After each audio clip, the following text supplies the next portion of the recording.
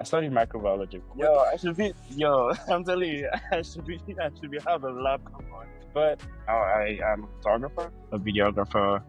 I'm a filmmaker as well. Even if you think it's bad, At least get some feedback. hey, you want to improve. I don't think I've ever done anything that I was guaranteed I was going to do. It's a question of how bad do you want it, and it's also a question of would you regret it if you don't do it 5 years down the line.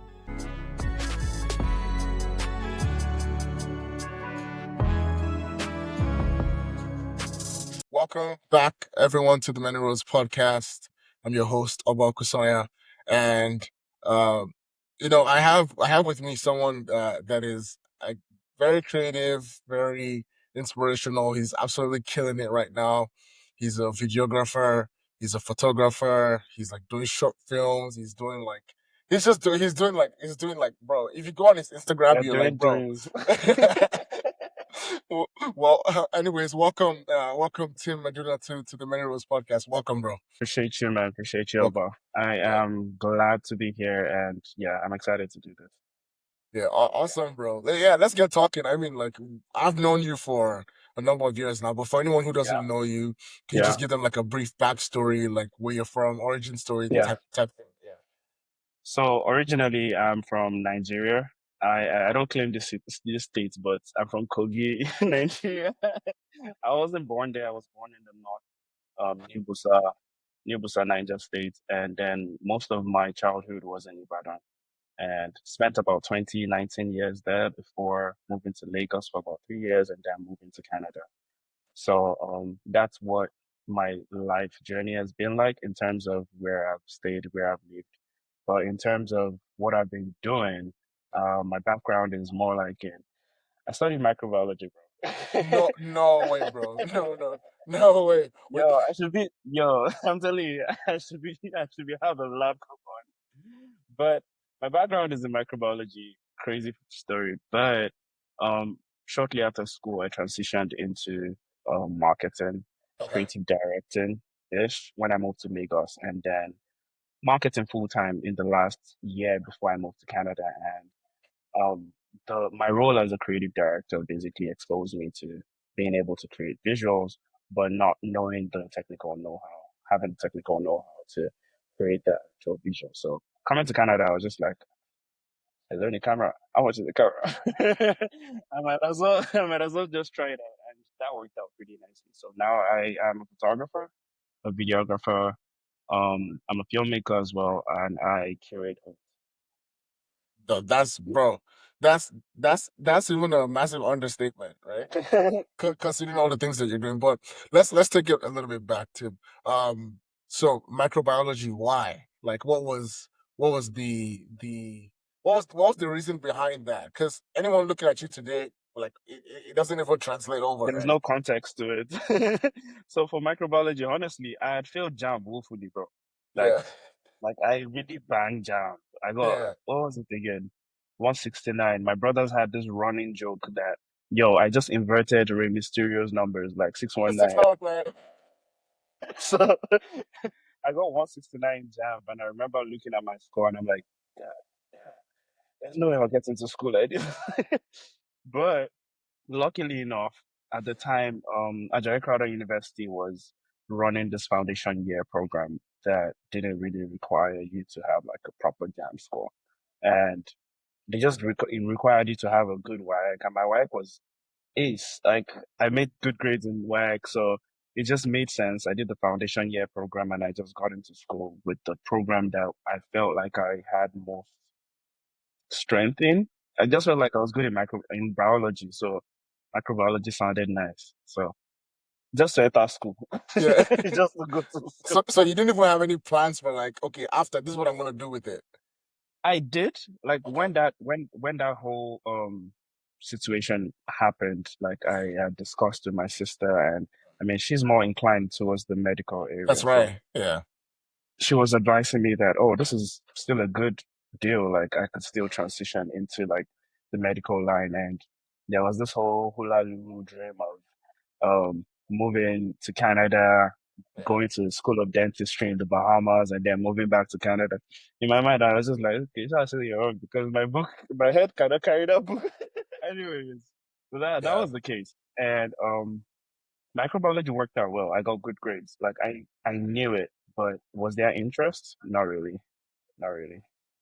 So, but even I'd say, I guess, like even to have the self awareness enough to understand, like, okay, I can possibly get by doing this, but it's not like something I really want to be doing.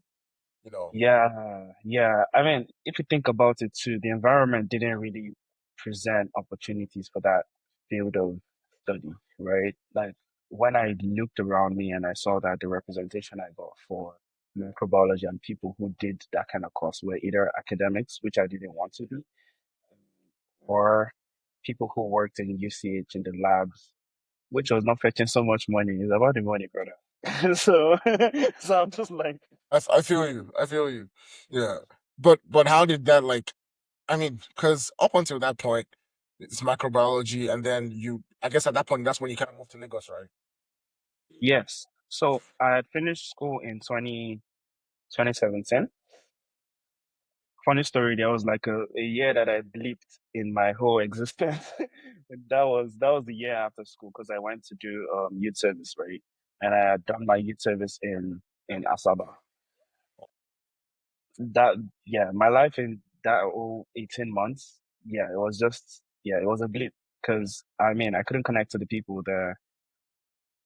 That was when I started doing business because I was partly running my brother's fashion design brand over there, which was what was kind of like sustaining me. And I'll go to Onitsha, I'll come back to Asaba, I'll make the clothes and deliver and whatnot. Feel like that kind of like started building the business acumen like for whatever future endeavor I was going to get into. So, right after that, coming back to Ibadan, I'm like, the COVID hit, like 2019, 2019, 2020. What am I even saying? When I got back from Asaba, I went to Lagos Street. Yeah, I went to Lagos Street. 2019, the whole of 2019 was when I had my first job.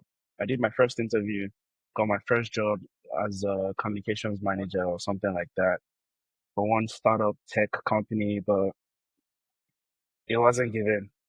It wasn't given. Like, yeah, I just wanted to leave the house, right? So I did that, went to Lagos, um, did the job, even though my pay was not up to my transport fare back and forth. The cost of logistics going to work for 30 days was way more than what I was actually earning. Oh my So gosh, Lagos, bro. Lagos, bro, yeah, I roughed it for a bit and eventually COVID hit. While COVID hit was when I feel like the transition happened, like career wise. Yeah, I fully went into marketing, did a couple of courses, and at the very end of COVID, I got another job, so I just moved back to Lagos and was now working as a creative director, stroke online store manager for a female fashion brand in Ikoyi. So that was when I felt like, okay, I had a job. Okay. Yeah. Why marketing though? Like, what was the reason? Like, what piqued your interest into marketing? Like, what happened? I was quite good with people in terms of like negotiating and trying to sell. I was a good salesman, I would say. And it stemmed from my very first year in uni. I had bought this Air Jordan 4s and it was my first original shoes. And I'm like, Mado, people really like this. Because people just started asking me like, okay, bro, where did you get this from? Can you plug me? Can you plug me? And then in my very first year, like within the first 4 months, I started reselling shoes. Wow. Okay. But people couldn't like afford the original stuff. So I started reselling Dupes. replicas. Yeah, I Yeah. started Yeah. reselling replicas. Guy was booming, bro. He was going off the roof. People were buying stuff. I'm saying like I didn't need to at some point I didn't need to like ask for money from back home.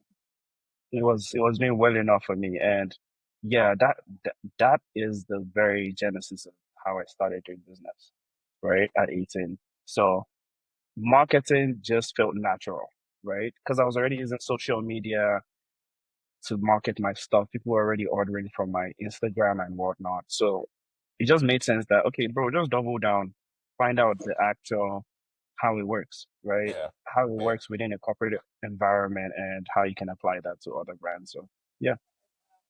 Oh, bro, that's, I mean, I think you've lived many lives too, because Yeah, bro. you've sold shoes, I'm so close. you sold clothes. But it's just amazing how, like, there's that people say this all the time, like nothing's wasted, right? And it's just Nah, amazing how all of nah. those experiences have like led to this point where now you're doing photography and videography. But there's a question I actually wanted to ask you, because I was thinking about your story and thinking about all that I know about you and all Yeah, that I've seen. And one yeah, thing that strikes me is the fact that you're very business oriented, yeah. because a lot of creatives, a lot of people who are creative, um, they don't suffer when it comes to To like the the work. the creating part of things. It's much more the business side of things that is like, bruh, like, I'm gonna, so They don't know could you how to price themselves. yeah, They don't know exactly. how to like negotiate and whatnot. Exactly. Yeah. So can you talk about that? Because I'm sure all those your experiences, like in selling shoes and doing all that, has kind of helped here now, right? Man, bro, if I didn't do all of that, I feel like I would have stopped doing business after like the first year of doing photography. Because I'm saying, if I think about it now, like in retrospect, I can imagine that the first time I did business, it was interacting with like my peers, um, people in school, right? That was a different dynamic from me interacting with politicians and stuff in Asaba, because they're either quote unquote Yahoo boys or politicians. Those were that was like the larger majority of people. You're either a government worker, you're a J boy, or you are a politician for the most part, for the people that I interacted with. And that was a different dynamic. Now, getting out of that space, going into the corporate world, now selling products and services for the company that I was working for was also a different dynamic. It's now B2B. It's no Yeah. longer B2C, right? Need to see. So all of those experiences kind of like, yeah, grew some thick skin on me, because interacting with people is the most difficult thing ever. I feel like that's the most difficult part of business. Um, I've seen, because getting into the industry here, one thing that really helped me was the fact that I had a good mentor. In as much as I had all of these experiences, I was still finding it difficult to translate my previous experiences into where I am right now, because it's a different environment, it's a different country, it's a different currency, right? Relating how much $100 in actual value is in terms of standard of living and what you can actually get from $100 to the value in Naira, it wasn't, I didn't understand it quite well enough.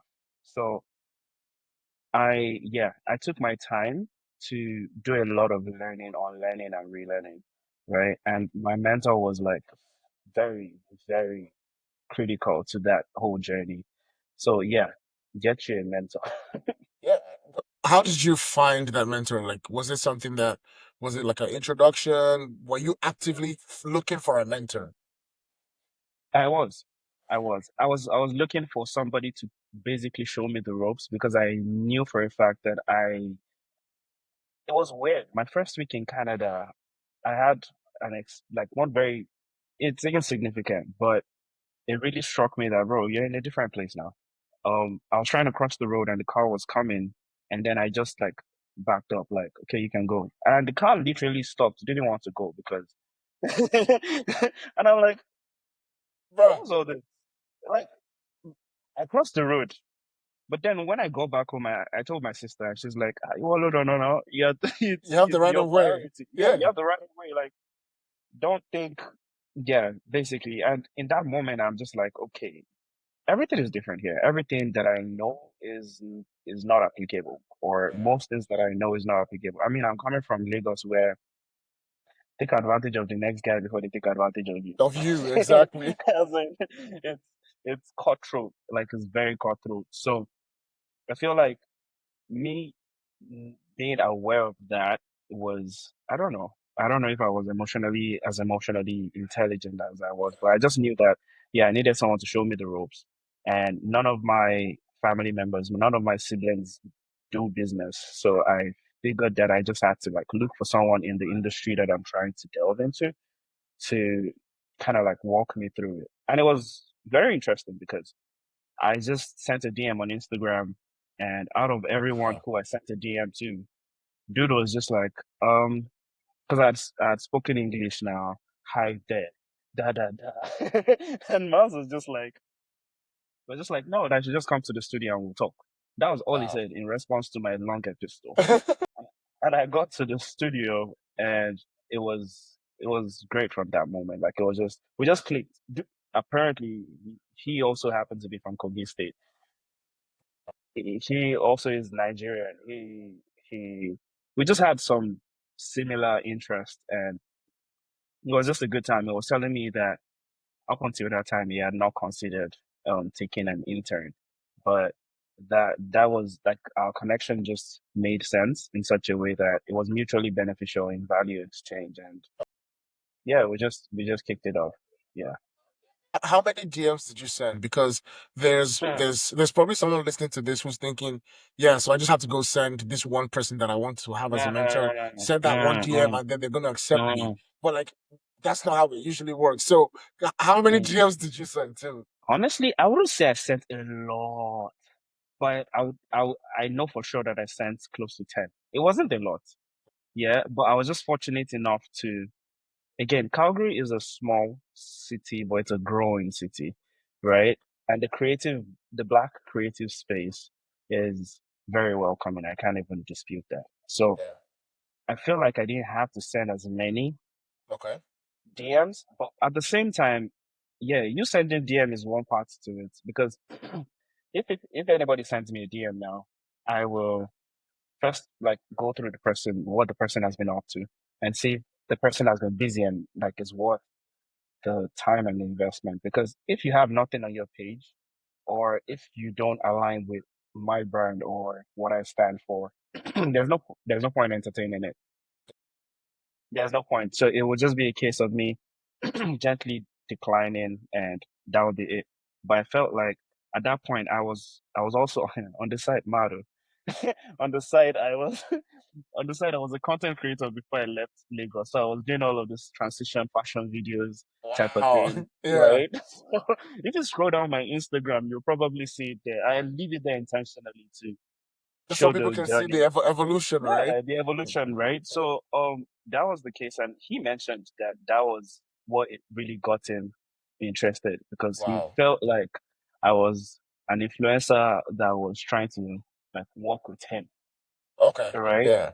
So when he saw the message and compared it to what I had going on my page, it was kind of in line with what he was doing. He's He a was doing photographer. okay. He Yeah. also does like sit down interviews and whatnot. Yeah. I wanted to be a filmmaker from the get-go. Photography wasn't even my purview. It, yeah, but yeah, we'll get to that part. So yeah. I had to interrupt the podcast to tell you about the free communication resource. I used to struggle with speaking with authority, sharing my thoughts with clarity, and conveying my message and ensuring that the audience received it the right way until I walked through this 7 step framework that I put into a guide and that I hope helps you. So I'm giving that away. It's free. Check the link in the description, get it, and improve your communication. I'm rooting for you. Let's get back to the pod. I think there's something you touched on, Tim, that I want to like just spend a little bit of time on. It's the fact that you send this DM, he sees it, but he goes to the page immediately. And imagine if you didn't have anything like worth his time on the page. And people say this all the time where it's like show your work you know, Yeah. um, can you talk about how important it is it is to show your work, especially in this season and in this generation that we're in, where it's like that Yeah, online it's so brand, that personal saturated. brand, bro. Like that's the only way you can stand out. So can you talk about how important it is to do that? I feel like people place a lot of emphasis on perfectionism, and it don't make no sense. And the truth of it, because nobody is you. You are the only one who can have your own voice, be your own person. You're different, basically. That's what I would say. So whatever it is your creative process is, whatever it is your creative style is, don't be shy to put it out there. Like the worst thing you will hear is no. And you've not even blown like that for you people to be trolling you in your comments. So what do you have to lose really? Like you don't have anything to lose for real. So man, Post it. Like post it Post it. regardless. Yeah. Post it. Like just yeah, slap it on there. Just put it on there. Whoever would gravitate towards it would gravitate towards it. And your style would gravitate people in line with your style. So whoever you're trying to like make gravitate towards you or whatever audience you're trying to get attention from, create something for them or just create your thing. Yeah. People will find you. Yeah. Yeah. As long as it's good or it has potential of being good. Yeah. Even if you think it's bad, post it. You'll find out. That's the takeaway. Even if you think it's bad, Yeah, just at least post get it. some feedback.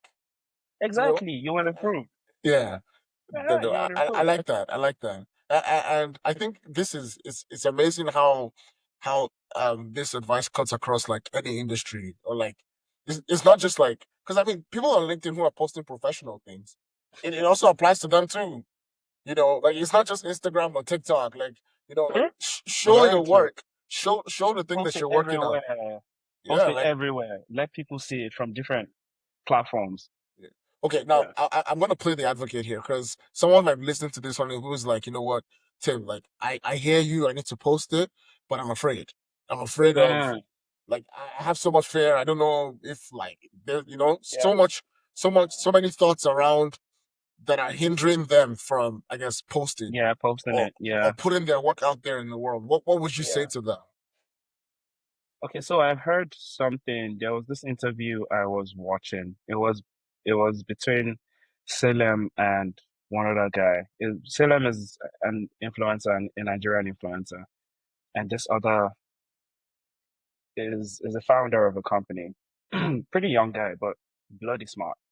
He was saying the conclusion of their conversation. I mean, the topic of that conversation was on imposter syndrome, which is what this is embedded in, right?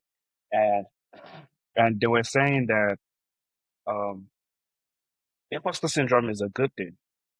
Why? Because if you don't if you don't feel imposter syndrome, then you're not challenging yourself. You're not like pushing yourself into a new space that is uncomfortable. So it's by the reason of you being uncomfortable that you have imposter syndrome. So when you think about it from that perspective, that oh, as opposed to thinking about it as a negative thing, it means you're actually doing something that some people are not even doing. Like the fact that you're creating in the dark and Hmm. you have imposter syndrome about it, at least you've created, right? That's it. So think Yeah. about it that way as, oh, I have imposter syndrome right now because I'm trying to push boundaries that I've not pushed before. So Yeah. when you see it that way, you might as well just go all the way. You've created, put it out there, right? That's I mean, and someone else can be watching this saying, you know what, Tim, yeah, you're only talking like this because it worked out. Yeah. Um, can you talk about the fact that even when you were doing Yes. all this, you didn't there was no guarantee that it was going to work out. Bro, I don't think I've ever done anything that I was guaranteed I was going to do. How about that? Because when I was just telling you now that my first job in Lagos was a job that it cost me more to get to the work than how much I was earning, right? I felt the need to constantly do those things, not because it was profiting me, but because there's an end goal to it for me at the end of the day, right? So it's it's a question of how bad do you want it, and it's also a question of would you regret it if you don't do it 5 years down the line? I'll tell you one quick story. One quick story is I actually got my first camera in my first year in school when I started reselling this sneakers. But that was when I actually wanted to start, you know? But then I had this other friend who was in Bowen who didn't even have a camera. He was shooting pictures with his phone. But then it was editing it in such a creative way that it was gaining traction. And I was feeling it too. I'm like, damn, this is incredible. But I just had my camera. I wasn't taking pictures up until the camera got stolen. When the camera got stolen, I'm just like, maybe this thing is not for me. I still had it in the back of my mind that, yo, this photography thing is something that I really like, Right. right? And the reason why I didn't push for another camera immediately was because I felt like so many people were doing it already. Now, when I think about it in retrospect now, that person that I'm talking about, some people on this podcast probably know him. His name is Toby, Mr. Candid. He's a personal photographer for Tony Meduna right now. And he travels around the world, around Africa. documenting the storytelling with like the elite, all right? Yeah.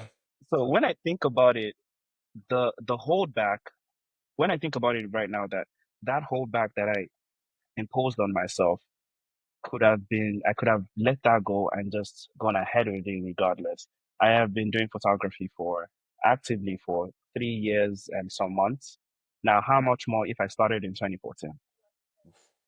Yeah. Eh, yeah, it would have been different, definitely. I mean, I could have taken a different course entirely, but there's every possibility that I will be way better than I am right now. So, yo, do what you have to do, man. No, Like, this is really good, Tim. This is really good yeah, because nah, it is good.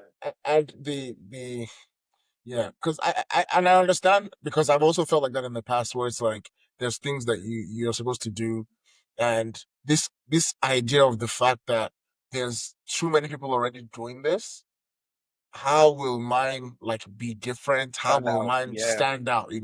Can you talk about how you're embracing your unique self in because now you're in Canada, you're in Calgary, and yes, you're in the creative space, but you're still a unique and there's a lot more creatives out there, but you're still a absolutely. unique expression. Can you talk about how Yeah.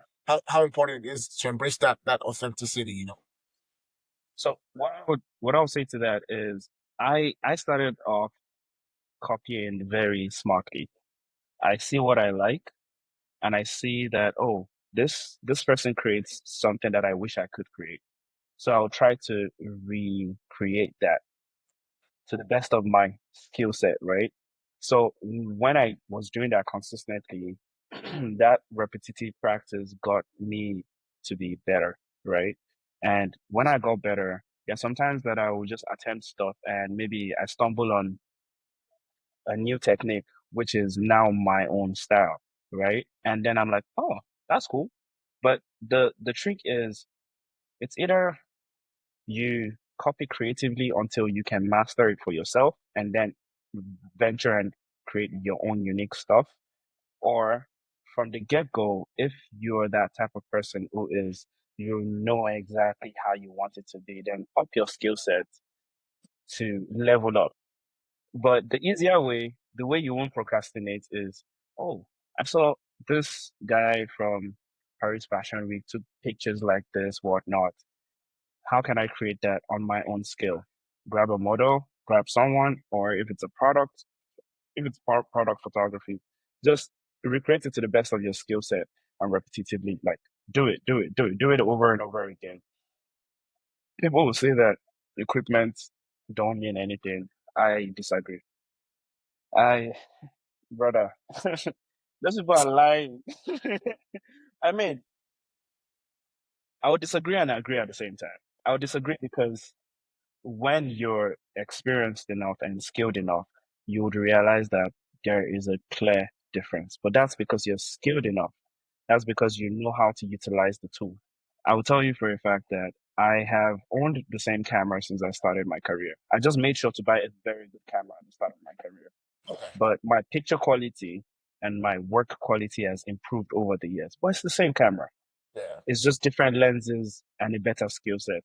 So yeah, that's what I have to.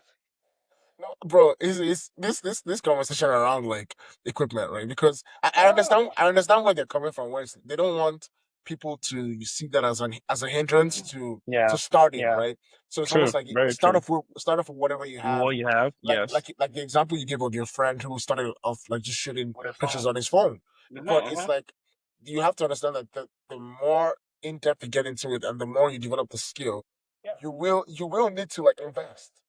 There's this new movie that won an Oscar. Flow. Flow was created on it's an animation film. It was created on a free animation software by two guys. And it won an Oscar ahead of most of the animations that came out last year. Like talk about all of the Disney animations. And that just goes to prove the fact that it's not about the tools. But at the same time, their skill set was insane. Their storytelling was great. Whatever twist they had to the plot was also great. So it's yes, of course, it's not all about the tool, but at the same time, yeah, it could, yeah, yeah. There's a balance needed, I guess. There's a balance needed as an entry from an entry point, like you just getting into the space. The idea is not to prioritize the quality of the tool. The idea Right. is to prioritize upping your skills and whatever tool is available to you. Preferably, if you have the budget, if you have the money, yeah, get the best of tools. Like, do it. But if you don't, use what you have. Yeah, use what you have. Okay, Tim, good a quick question for you. In terms of upping your skill, you've already given us one way where it's like copy ideas Creatively. Yeah. creatively, right? Yeah. How can you talk about other ways where people can actively grow their skill set in terms of whatever it is, fashion, photography, videography, music, whatever it is, even in career, like because Yeah. there's a limiting belief of like, oh, I would have to put so much money into this upfront, and Uh, now we're in a space and time where there's so much information available that I don't think anyone has the excuse of saying I don't have access to so you know. mhm. So can you To talk about that? resources or information. Um, Exactly. I mean, again, I would repeat the fact that you have to do it often enough to up your skill. Repetitively do it until you master it. But coupled with that, get a mentor. Get someone to show you the ropes in whatever field it is. It could even be a passive mentor. It could be someone who you just like low on a loyal level, like on you're very what's that? On a very what's that word? Diligently observe the person's work. Like you can find someone online and just diligently follow the person's work to the point where you know so much about this person. You know so much about how the person creates the work, especially if it's someone who like puts a lot of content out there behind the scenes and whatnot. And at the end of the day, you still need to go back to YouTube. You still need to go back to the resource libraries like Udemy, buy courses and Yeah. whatnot. For people here in Canada, look up look up free workshops. Like just go. Just go. If you find someone within your city who does what you do, send them a message, send them an email saying you want to have coffee with them. Just have a chat with them. Ask if they want to be, if they would like to be your mentor. Be serious, but then it never, out of five people you would ask, you'll definitely, at the very least, you'll get two people who would be willing to help because that's just the culture here in Canada. People are on the surface, they are openly welcoming, right? Yeah, man. But when you get to know them, you'll find out whether or not it's what you want for yourself. So, yeah, repetitively do it, get resources, get mentors, and be diligent at just, yeah. I personally, I have a lot of people that I observe on the internet. Like, the way I've been looking, I've been scrolling just maximum. Liberty Studios is one. The dude was in Toronto. He came to Calgary, I think, in 2022, and I met him in person. He came to see my mentor, or he came to the city for a project, and then he came to our studio. On Instagram, this guy creates magical images. What is Sad doing in the studio? Sad, like it literally looks like out of this world. It looks like he took the model to some location in Mars and then just shot the picture. But observe people's work. Like really do that. It would help a lot. I do that a lot. A lot of people do that. So That's solid, bro. That's solid. yeah, Okay, so Tim, let's switch gears here. yeah. So we've talked a lot about photography, but then there came this evolution in your career and your journey, I guess, where which was kind of always what you've actually wanted to do, which was filmmaking. Yeah. Can you Yeah. talk about how you got into that and your first film and So all that? yeah, it's it's actually interesting because like I said, I was creating fashion content and transitions and whatnot. But in my opinion, I feel like it's more difficult, excuse me, it's more difficult achieving the look that you want for video because now you need you need a better understanding of how to control light, which is very important, right, for video. For photography, yes, you need the understanding of the lighting. However, in my own case, it was a thing of my mentor was a photographer primarily. So that came naturally by the reason of my environment, right? So I picked up stuff without even me knowing, just by observation and assisting him on set. Um, down the line, down the line, I've been doing events and whatnot. I've been doing concerts and stuff. It was still a balance up until late 2020 or mid 2023, summer 2023. Summer 2023 was when I started getting a hang of how to handle video. I mean, it was mostly events, it was mostly still concerts, but what really helped me was the fact that I could edit. I could edit pretty fairly, right? And then now transitioning into film at the end of the day came when I had my artist residency late last year. So I had my artist residency with Media, and the residency was primarily about um, honing the skills that you already have or the skills that you want to learn to create the work that is required for the residency, right? And I'm one who I'm someone who likes I really enjoy storytelling. Like it fascinates me, right? So even in the events that I do, there is a storytelling part to it, which is why I got like booked for a lot of these events. So getting into me venturing into the residency was me digging up all of the stories that I had written, develop them into script, and then eventually decided to pick one of them, which was the one I wanted to start with, my own self projection of my journey, right? I picked that particular story and then just developed it. Now, funny story about that film. The title is Yanulua, which is my native name, right? And it's a self reflection of my journey, as I just said. However, during the residency, my initial goal was to create, excuse me, was to create like a portrait collection. Yeah, that was my initial goal because I could literally like create work in any of the art forms. But my coordinator, Sharon, nah, she drilled me. She's like, you want to do this because you're comfortable doing this because you've done it before. I'd done that because I had created one collection before, Adumadon. It was fairly successful. That year, I'd sold two of my major pieces. So I was like, okay, let's make more money now. Let's let's create more work. Let's create more work. And it was comfortable for me. Now, the art residency was for 12 weeks. And one thing I didn't prepare for was the fact that I was going on tour within that same period of time. So, so I done the pre-production. First of all, it took me like 3, 4 weeks before I realized what I wanted to do. And then when I decided I wanted to shoot the film and I prepared the script, it was now a case of, oh, I need casts. I need to get cast for this thing.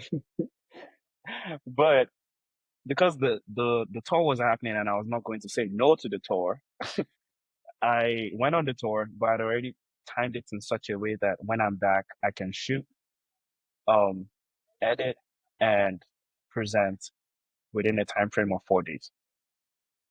Now, it was insane. It was insane, as in, to say the least. So I arrived back in Calgary on November 5th, and my presentation for my first draft of the movie was on November, I think 8th actually. No, November 9th, if I remember correctly. So I arrived on a Thursday and my presentation was on Monday basically. So on Friday, I called up my guy, Bomi. Bomi is a cinematographer here in the city as well. Brilliant guy, brilliant dude. And I just told him, bro, I need your help. No worries, I'll act my act. I'll do my own act. Because I didn't have time like aligning schedules with people, and I didn't want to go through that trouble because I know that I have the vision. I know exactly what I want to do. My acting skills might not be top notch, but at the same time, I can deliver if I like really like, calm down.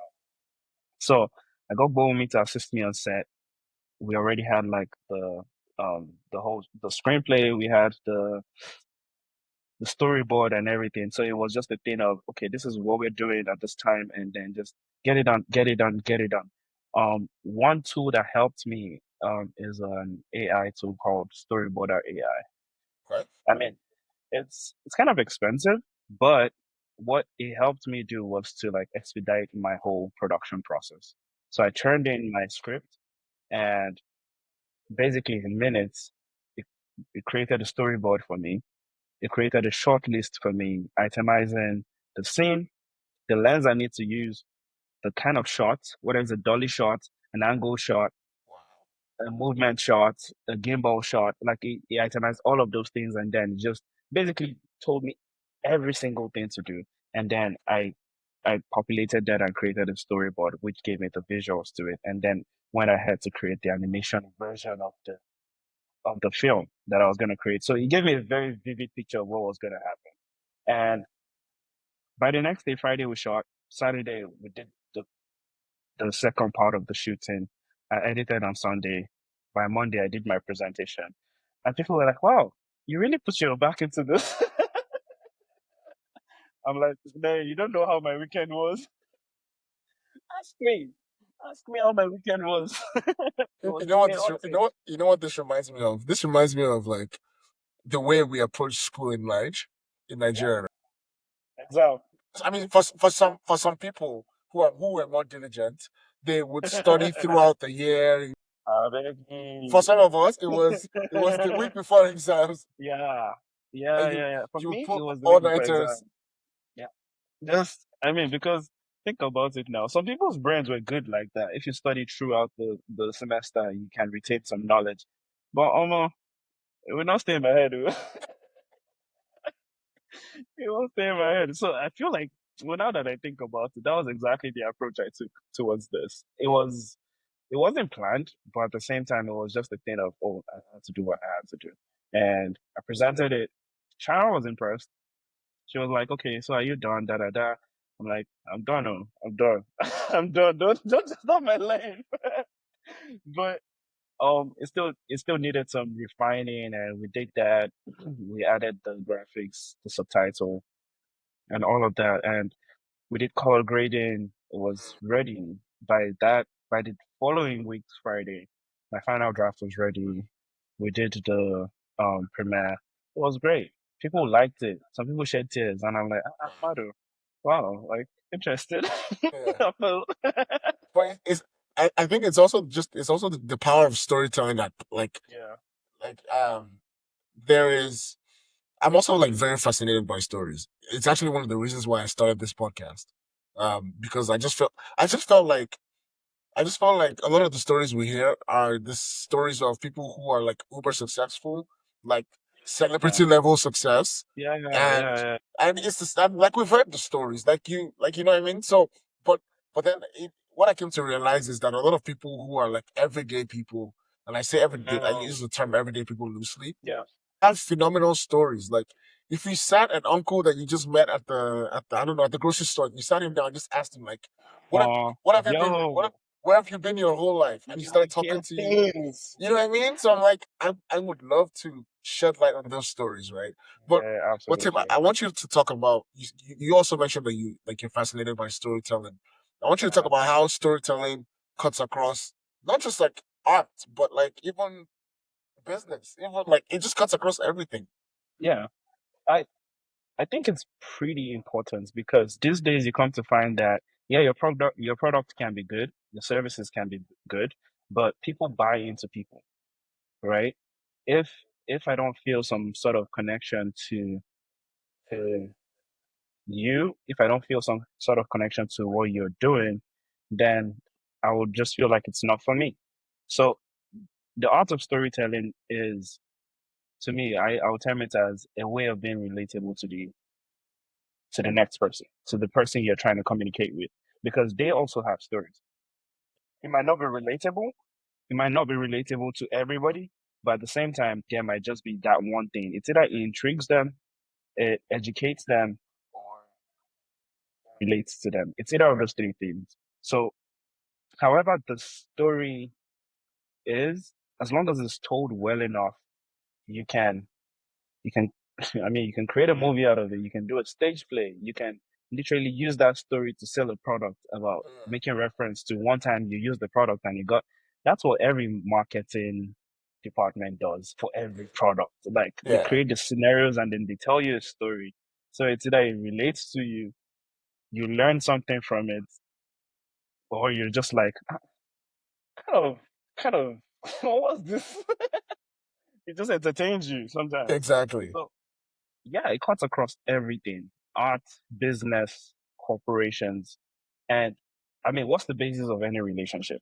What you're about, your Yeah. story. The Like stories. exactly, yeah, exactly. Even if it's a CEO you're pitching to, if you just go ahead and spit all the numbers might make sense, but trust me, AI can spit the numbers. AI doesn't have stories these days. Like Right. what's this? Yeah. Yeah, it doesn't have any personal story. But you as a human being, you have a unique story that is just very unique to you. It's your journey. It's a different thing that that person definitely hasn't heard before in the details of how you've experienced it. So yeah, it cuts across everything. Yeah.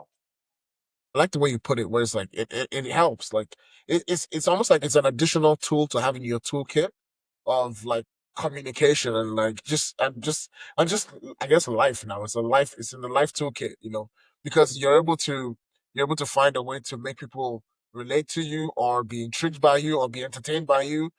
But essentially you have a hook, right? You know, Everybody loves a good story. yeah, Everybody loves a good story.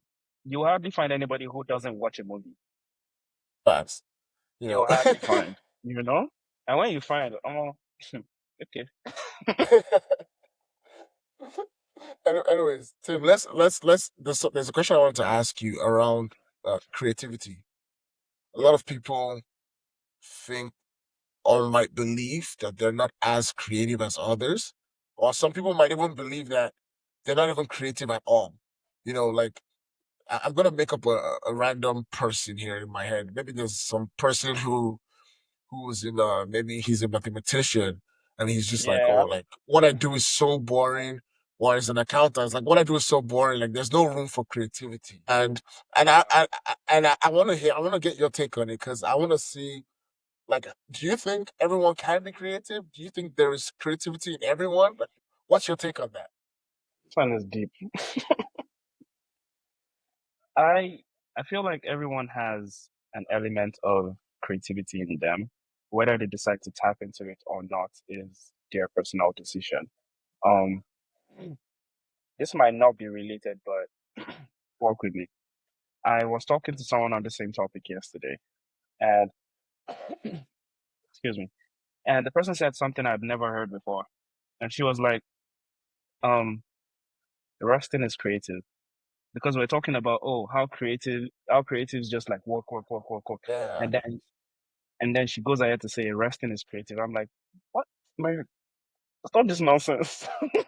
What do you mean resting is creative? What do you mean resting is creative? And it's all about perspectives. When she explained that point, I mean, it might not convince the next man, but it made sense on a level.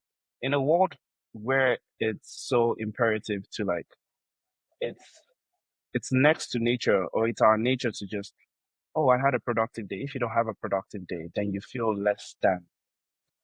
You feel less of a person. You feel like you're lazy or you're slacking or something. Yes, it's good to be productive. However, it's by the reason of this capitalism that we're in, right? And she was explaining how it's basically you um being rebellious against capitalism and just returning to the very basic needs of the human, which is what? The shelter, Yeah. your food, and clothing, Clothing, right? yeah. So think about it. If you have those things, what do you really need on a very fundamental level? On a Yeah. very, very fundamental level. But capitalism has made it in such a way that your shelter has to be paid for. You have to work. Your food, same thing. Your clothes, same thing. However, on a scale, when you think about it, resting is what basically recharges you for more work.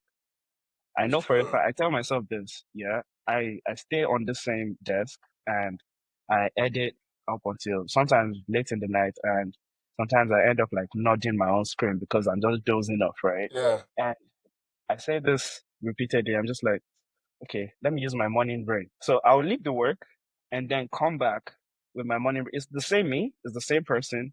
However, it was intuitive of me not to go drink coffee, but to just go rest myself and then come back here. So on a level, she has a point, right? So for someone who feels like, oh, I'm just I'm just about the numbers, or I'm just a 9 to 5 person, it's okay. It's totally fine. However, I feel like if there is any inclination towards creativity within you, I tell people tap into your childhood adventures. Yeah. Like whatever it is that intrigued you as a child that made you innately happy, just try it. Like there's nothing to lose. You don't have to sell it. Don't quit your job. Oh. So don't quit your job, please, because make sure you still have your job. You don't have to be, oh, I'm an artist or I'm a creative and then say that's extreme. However, I strongly feel that every single person has some creative side to them, but whether to tap into it or not, it boils down to so many things. It boils down to, again, imposter syndrome. I know a lot of people who paint and they just paint for the walls in their house. Some people just paint and they store it up into their room. Some people record music and they just like keep it on their drives and stuff like that. That's your choice. But is there creativity to it? You'll meet an accountant, yeah? And in as much as is that guy in the office is hilarious at happy hour. That is that is that is his stand-up comedy artistry to The him, right? channel for creativity is Like yeah.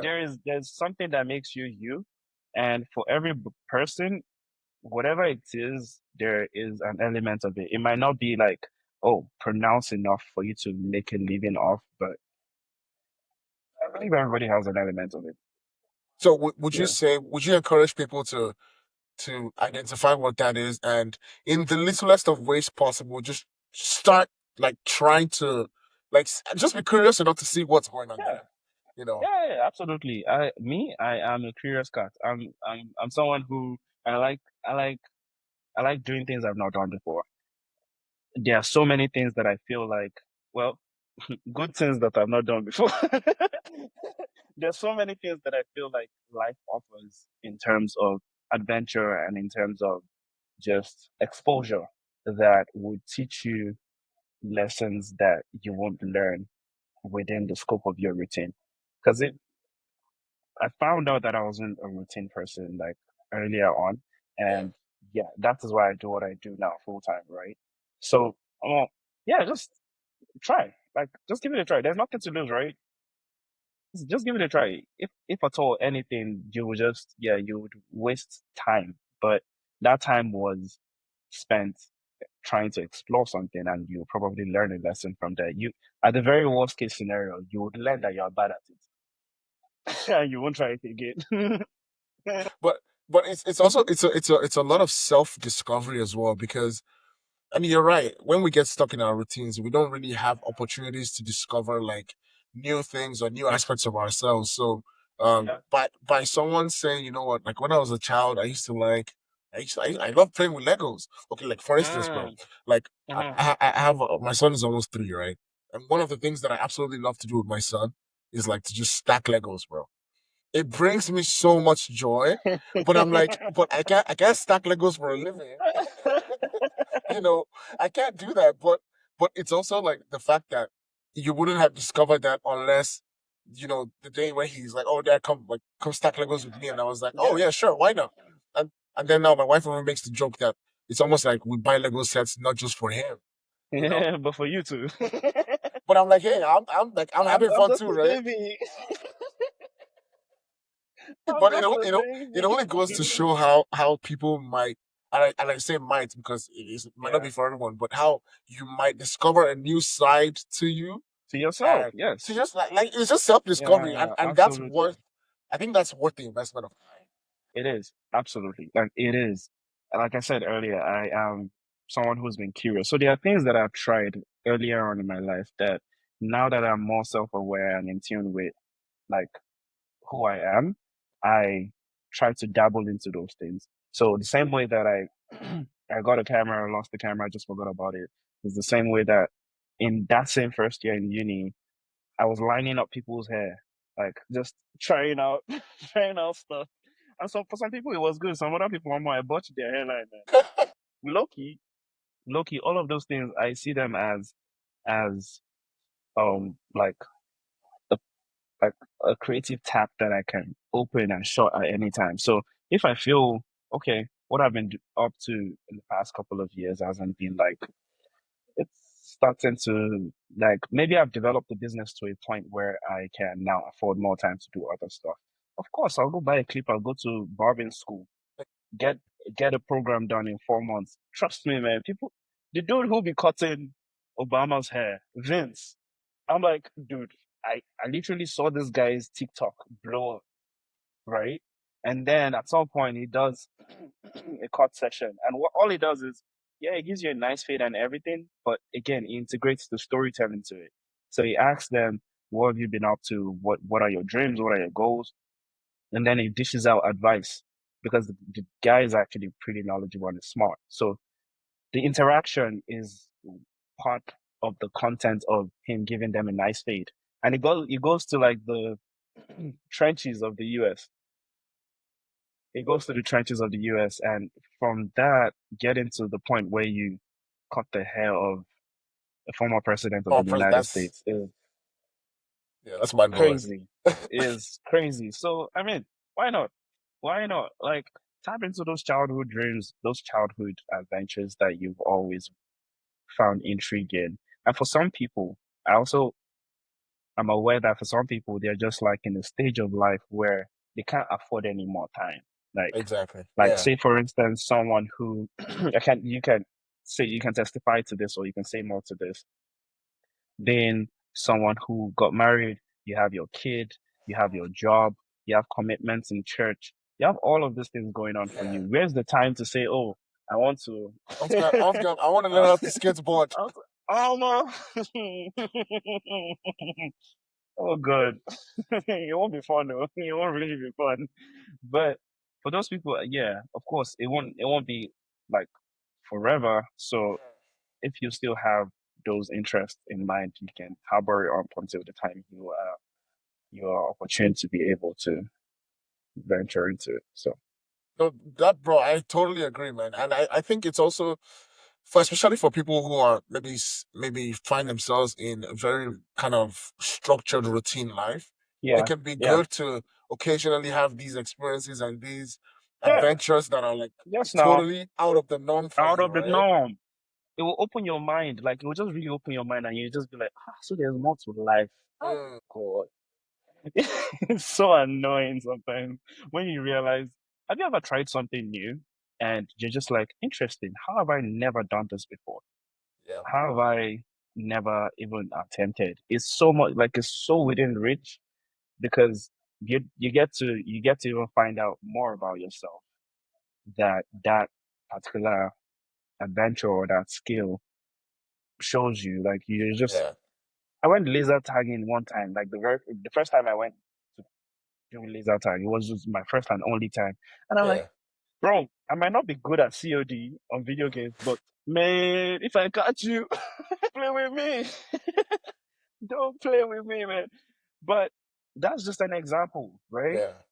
That is an example where some people you would be like, oh, some people just assume that, oh, I'm scared of heights. Mm, But you actually tested yourself. You're just like, oh, you just see it on the screen, or you just see the height. You're just like, I beg, I can't. But at the same time, if you try it for the first time, I feel like I'm scared of heights. If don't do more than yourself, please, yeah. guys. Like just Do within. But at the same time, try to test yourself. It's life. It's this life on Earth is one, so you might as well try it. Yeah. so Tim, the thing too is this the fact that I think some of these things that we also believe about ourselves and our experiences is what society has kind of told us, Yes. you know. So Yeah. Yeah. Yeah. for instance, the one I always bring up, and I'm sorry to use this example, is like swimming and black people. You know what I Oh, mean? Like Oh, I have a classic story for this one, but continue. You know, Finish. no, no. Actually, tell your story. Tell the story, bro. Okay. So in JS1, right? I was in this school and it was part of the curriculum, or it was like an add-on. If you pay some extra fee, the student or your child will get to go swimming with the rest of the other people who pay that fee on Fridays, right? And I mean, it was open to everybody, whether you knew how to swim or not. It was just one of the things that the cool kids did, right? But Yeah. my dad was like, I can swim, Nilewa. We don't swim in our house. I'm like, what do you mean, bro? We don't swim in my house. I don't know about that.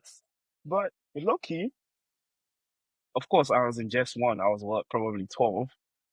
I'm still, what can I do? I'm like, okay, I really want to do this so bad, but I can't do it. But when I got to SS2 and I started like leaving the house, that was when I was going to get my GCE done. GCE is like one of the exams you do at the end of high school, but before final year. And during that era or during that period, I would go hang out with my friends at the pool. And I realized like, bro, like it took me 3 days to learn how to swim. I'm like, what is it? This man has been holding me back. And now it happens to be one of my favorite things in the world to do whenever I'm able to do it, especially in the summer. So, man, imagine if I just, I can't swim in the we don't swim in our house. Mm. And I just locked up on that idea. Man, I remember, oh my God. So there was a video I posted on my Instagram where I was trying to, this was me in Lagos. I was trying to like launch like a two-piece line. And I mean, it didn't pick up, but I was trying to do that. And it was meant to be like a beachwear type thing. And I did like an ad video with my phone underwater and it was just me swimming across. And I remember my dad was in Canada while I was in Lagos, Nigeria, and he saw the video. His reaction was priceless. Man was like, eh, Eh? eh, because wonderful, wonderful. His reaction was just priceless. I'm just like, man, you can't say anything to me now. I'm a grown man, leave me.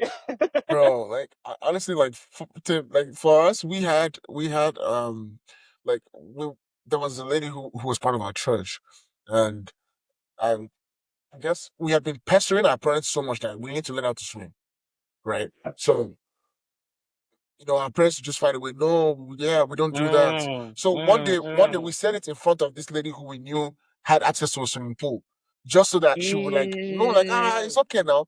So, we did that, and then like we expected, and like we kind of planned out. It worked out. She was like, "Oh, I'll take them. I'll teach them. It's okay. They're gonna be Hey, safe." You know, hey, Tim. The day came, we bought everything we needed to buy. We got ready. We waited and waited and waited for the day that she was supposed to come pick us up to take us to the pool. yeah, She yeah. never came, bro. Oh my God. Happened like 2, 3 times. Who bought this plan? Years later, I found out it was my parents. Behind this, they went behind our backs to Behind tell the the lady scene. not to Yep, show yep. up. But Yeah, she felt bad because every time we'd see her, we'd be like, "Oh, you didn't man. come," and then she'd be like, "Okay, I'll Oh, come next week again." Can you imagine, bro? did you guys eventually learn? Not yet, bro. So this is something I'm doing this year. Is I'm going to learn how to Do it. swim, and Do it. in as much as because I'm like it's not like I'm even afraid of water. Like I've never even tried it. Mm. You know what I mean? But I'm like in the spirit of conquering your. It's not even fear at this point. In the spirit of I guess adventuring Of into doing the what you've unknown. not done before. Yeah. Like it's worth a shot, Yo, man. It's worth a shot. yo. That was Mm. phenomenal, bro. Last Nah, that's question. crazy. Last Yeah, question yeah, before I let you go, bro. Um, so this is typically how I like to end. I like to ask like my guests, okay, let me frame it this way for you. Imagine that you could create like the shortest film possible, right? Like I'm talking maybe it's just seconds. Or like you could like maybe it's just like 30 seconds long. And you wanted to send a message to the entire world with that short like imagine like you had a Super Bowl ad. Like someone came to them and was like, Tim, I'm giving you a Super Bowl ad. Like send one message to the world right now, I don't know how you would do it. I don't know if you would, if it's just text, if it's images, if it's people acting. Like, what would you send, and how would you do it? So I can do anything, right? I can get anybody. I can get anybody to be on that. Budget unlimited, Access unlimited too. access unlimited. Interesting. I will get interestingly because yeah, the world is spiraling right now. I will get all the world leaders, all the major world leaders in that video to promote love. That's it. Yeah, yeah, like, and it should be actually genuine, actually genuine to promote love, primarily the love of God. But we all know the world leaders, not all of them are of the same religion, but fundamentally for them to promote love and just bring people together. Because you can imagine the leader of North Korea, Brother Gadus from the US, our bad man in Russia. Imagine all of these people actually coming on, being on the same page and promoting the same thing. I mean, it might not do so much for them in terms of, oh, they might still go ahead and do whatever it is that they Yeah, want to implement. But that video exists. And so many people of different tribes, different races would connect based off of that because that very moment is something that I don't think we'll ever see it because it's just how the world works. But that would be incredible to see. That would be like that would be like seeing Messi, Ronaldo, De Lima, Pele, the same Ronaldinho team. on the same team at the same age. Whoa, That'll be like, whoa, yeah, you get what I mean? yeah. It's something we would never see. We would never know if Michael Jordan or and LeBron James could be better than each other, Each I other. guess. The Yeah, argument will always be there, but then if that happens, it would like there will be proof that it already happened.